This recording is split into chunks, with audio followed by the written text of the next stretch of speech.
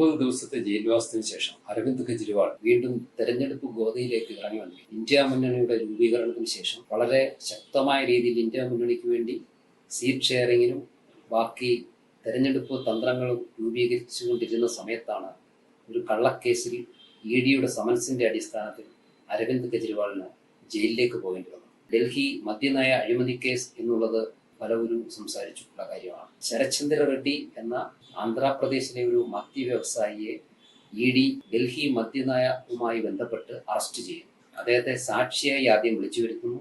അദ്ദേഹത്തിന് സ്റ്റേറ്റ്മെന്റ് എടുക്കുന്നു. അദ്ദേഹത്തിന്റെ സ്റ്റേറ്റ്മെന്റിൽ തൃപ്തിയാവാതെ അദ്ദേഹത്തെ പ്രതിയാക്കുന്നു. അങ്ങനെ പ്രതിയാക്കുന്ന സമയത്ത് ശരത്ചന്ദ്ര റെഡ്ഡി എന്ന മദ്യ വ്യവസായി BJPക്ക് ഇലക്ട്രൽ ബോണ്ട് വഴി ഏതാണ്ട് 36 കോടി രൂപയുടെ സംഭാവനയായി കൊടുക്കുന്നു. സംഭാവനയായി വാങ്ങിച്ചതിന് ശേഷം ഇദ്ദേഹത്തെ ഇവർ മാപ്പുസാക്ഷിയാക്കും. ഈ മാപ്പുസാക്ഷിയിൽ നിന്ന് മൊഴി രേഖപ്പെടുത്തുന്നു.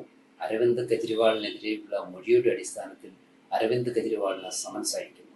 ഇതാണ് ഡൽഹി മദ്യനയ കേസിൽ ഒരു മാപ്പുസാക്ഷിയുടെ മൊഴിയുടെ അടിസ്ഥാനത്തിൽ അരവിന്ദ് കെജ്രിവാളിനെ പോലെ ഡൽഹിയുടെ ഒരു മുഖ്യമന്ത്രിയെ അല്ലെങ്കിൽ ആം ആദ്മി പാർട്ടിയുടെ ദേശീയ കൺവീനറെ ഒരു ദേശീയ പാർട്ടിയുടെ കൺവീനറെ അറസ്റ്റ് ചെയ്യുവാൻ EDക്ക് വഴിയൊരുക്കുന്നത് BJP ചെയ്ത ഇത്തരം കള്ളത്തരമാണ് എന്നുള്ളത് നാം മനസ്സിലാക്കണം. 9 പ്രാവശ്യം സമൻസ് അയച്ചു. അരവിന്ദ് കെജ്രിവാൾ ഹാജരായില്ല.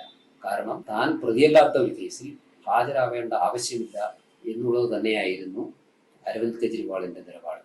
ആ നിലപാട് സാധൂകരിക്കുന്ന ഒരു ജഡ്ജ്മെന്റാണ് ഇപ്പോൾ സുപ്രീം കോടതി സഞ്ജീവ് ഖന്നയുടെ ബെഞ്ചിൽ നിന്ന് ഉണ്ടായിരിക്കുന്നത് എന്നുള്ളത് നാം മനസ്സിലാക്കണം. അപ്പോൾ BJP വിചാരിച്ചത് അരവിന്ദ് കെജ്രിവാളിനെ അറസ്റ്റ് ചെയ്താൽ അദ്ദേഹം ഉടൻ തന്നെ ചീഫ് മിനിസ്റ്റർഷിപ്പ് ഉപേക്ഷിക്കും എന്നുള്ളതാണ്. ഇതുപോലെയുള്ള മറ്റൊരു കേസിൽ ജാർഖണ്ഡ് മുഖ്യമന്ത്രിയായിരുന്ന ഹേമന്ത് സോറനെ അറസ്റ്റ് ചെയ്യുവാൻ ED ചെന്നപ്പോൾ ഉടൻ തന്നെ അദ്ദേഹം മുഖ്യമന്ത്രി സ്ഥാനം രാജിവെച്ചു. അപ്പോൾ ആ ഒരു കീഴ്വഴക്കം അനുസരിച്ച് അരവിന്ദ് കെജ്രിവാളും രാജിവെച്ചാൽ തീർച്ചയായും ആം ആദ്മി പാർട്ടിയെ ശിഥിലീകരിക്കാനുള്ള ഏറ്റവും നല്ല മാർഗമായി BJP ഈ ഒരു അറസ്റ്റ് വഴിവെക്കും എന്ന് പ്രതീക്ഷിച്ചു. എന്നാൽ വിദ്യാസമ്പന്നനായ അരവിന്ദ് കെജ്രിവാൾ ഇത്തരം BJPയുടെ തന്ത്രങ്ങളിൽ കുടുങ്ങിയില്ല എന്നുള്ളത് BJPയെ അലോസരിക്കും. അതുകൊണ്ട് തന്നെ എങ്ങനെയും ജാമ്യം നിഷേധിക്കുന്ന രീതിയിൽ ഈ ഇലക്ഷൻ കഴിയുന്നതുവരെ ഇന്ത്യ മുന്നണിയുടെ അമരക്കാരനായി അരവിന്ദ് കെജ്രിവാൾ വരരുത് എന്നുള്ള ഗൂഢലക്ഷ്യത്തോടുകൂടി അദ്ദേഹത്തെ ഈ പാർലമെന്റ് ഇലക്ഷൻ കഴിയുന്നതുവരെ ജയിലിലിടാനുള്ള എല്ലാ ഗൂഢതന്ത്രങ്ങളും BJP നടത്തി എന്നുള്ളതാണ് സത്യം.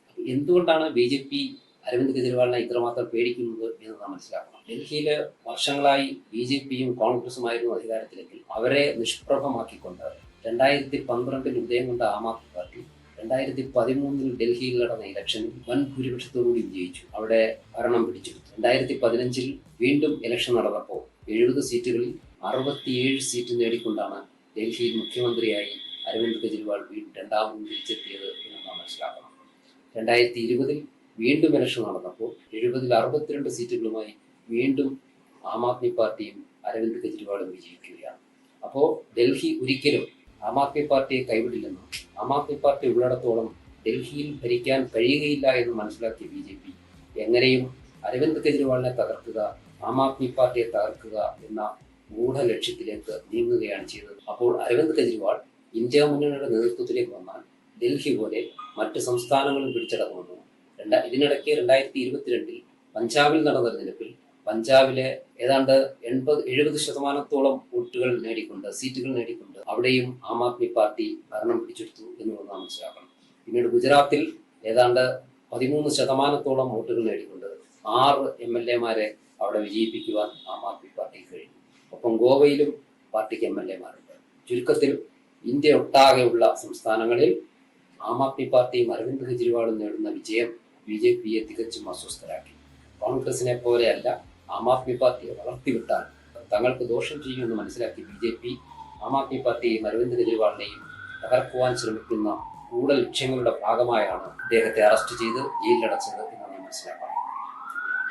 പക്ഷേ ജസ്റ്റിസ് സഞ്ജീവ് ഖന്ന അധ്യക്ഷനായ സുപ്രീം കോടതി ബെഞ്ച് ജാമ്യാപേക്ഷ അരവിന്ദ് കെജ്രിവാൾ സമർപ്പിച്ചിട്ടില്ലെങ്കിൽ പോലും തെരഞ്ഞെടുപ്പ് നടക്കുന്ന വേളയിൽ ഒരു ദേശീയ പാർട്ടിയുടെ അധ്യക്ഷൻ കളത്തിലുണ്ടാകണം, തെരഞ്ഞെടുപ്പ് ഗോതയിൽ ഉണ്ടാകണം എന്ന് മനസ്സിലാക്കിക്കൊണ്ട് ജനാധിപത്യപരമായ രീതിയിൽ തെരഞ്ഞെടുപ്പ് നടക്കണമെങ്കിൽ എല്ലാ ജനാധിപത്യ പാർട്ടികളുടെയും നേതാക്കന്മാർ ജനാധിപത്യ പ്രക്രിയയിൽ പങ്കാളികളാണ് എന്ന് മനസ്സിലാക്കിയ ശ്രീ സഞ്ജീവ് ഖന്നയുടെ നേതൃത്വത്തിലുള്ള സുപ്രീം കോടതി ബെഞ്ച് അദ്ദേഹത്തിന് ജാമ്യം കൊടുക്കുകയും അദ്ദേഹം ഇന്ന് ഇന്ത്യ മുന്നണിയുടെ തേരോട്ടം നടത്തുന്നതിന് ഏറ്റവും മുന്നണി പോരാളിയായി കടന്നു വരികയും ചെയ്തു. ജയിലിൽ നിന്നിറങ്ങിയ അരവിന്ദ് കെജ്രിവാൾ ആദ്യം ഉയർത്തിയ ചോദ്യം 75 വയസ്സ് കഴിഞ്ഞാൽ പിന്നീട് നരേന്ദ്രമോദിയുടെ പിൻഗാമി ആരായിരിക്കും എന്നുള്ളതാണ്.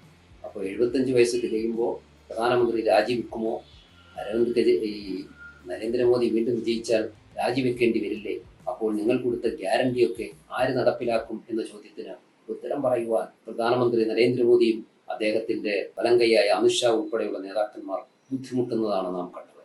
അങ്ങനെ BJP-യെയും അവരുടെ നേതൃത്വത്തെയും വെട്ടിലാക്കുവാൻ അരവിന്ദ് കെജ്രിവാളിന് ശേഷിയുണ്ടെന്ന് മനസ്സിലാക്കിയ BJP ഭയങ്കരമായ രീതിയിൽ വിറളി പിടിച്ചിരിക്കുന്നതായിട്ട് നമുക്ക് കാണാം.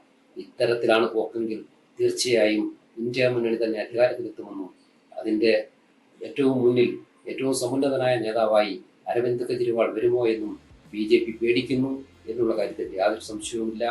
നമുക്കൊരു കാര്യം കൂടി മനസ്സിലാക്കാം.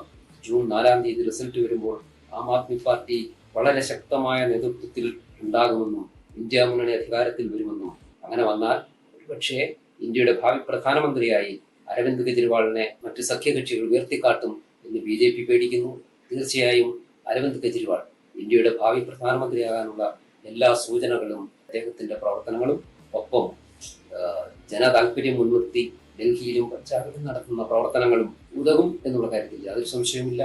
ഭാവി പ്രധാനമന്ത്രിയാകാനുള്ള ശേഷിയും വിദ്യാഭ്യാസവുമുള്ള നേതാവായി അരവിന്ദ് കെജ്രിവാൾ ഉയർത്തെഴുന്നേറ്റിരിക്കുന്നു എന്നുള്ളതാണ് സത്യം.